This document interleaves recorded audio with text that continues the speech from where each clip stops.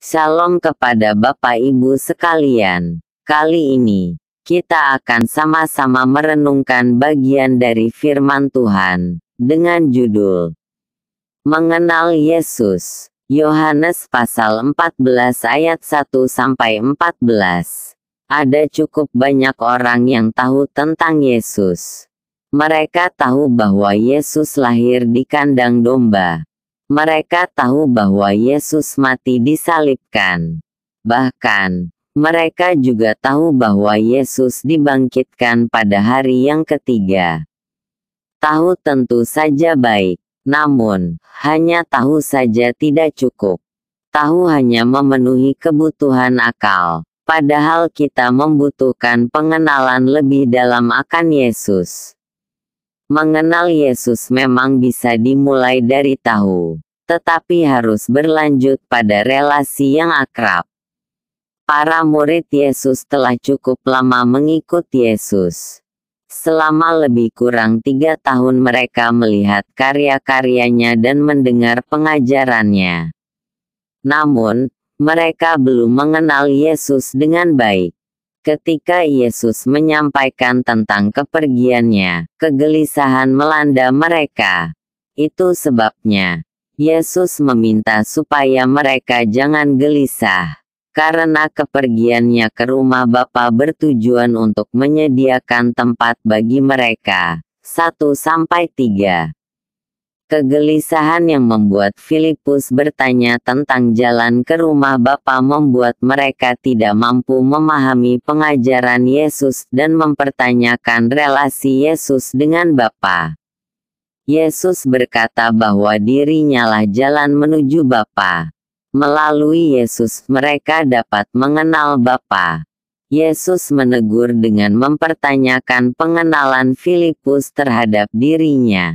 Yesus menegaskan lagi akan relasinya yang tidak terpisahkan dengan Bapa dengan mengatakan, "Aku di dalam Bapa dan Bapa di dalam Aku." Kalau para murid mengenal Yesus dengan baik, mereka juga akan mengenal Bapa. Sebab pekerjaan-pekerjaan yang Yesus lakukan mencerminkan pekerjaan Bapa. 9-11. 3 tahun mengikut Yesus ternyata membuat para murid sekadar tahu akan Yesus, namun mereka belum mengenal Yesus dengan baik. Berapa lama menjadi Kristen ternyata tidak dapat menjadi ukuran mengenal Yesus. Melakukan berbagai ritual gerejawi juga bukan ukuran mengenal Yesus. Dibutuhkan hati yang terbuka untuk membangun relasi dengan Yesus agar mampu mengenalnya secara dekat. Yohanes pasal 14 ayat 15-31. Dalam siklus hidup manusia, ada saat di mana manusia begitu membutuhkan kehadiran dan pertolongan orang lain.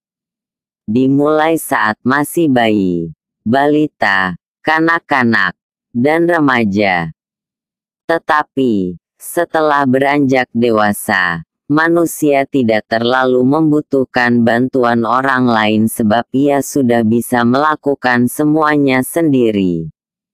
Berbeda dengan siklus kehidupan rohani kita, baik seorang yang masih bayi rohani, maupun yang telah dewasa rohani, tetap saja membutuhkan pertolongan dan penyertaan dari Roh Kudus. Hal ini demikian karena kita adalah makhluk yang sangat rentan terhadap berbagai godaan yang membawa kepada dosa.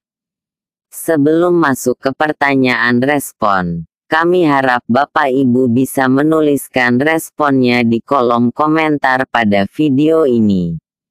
Apa saja yang Anda baca? 1.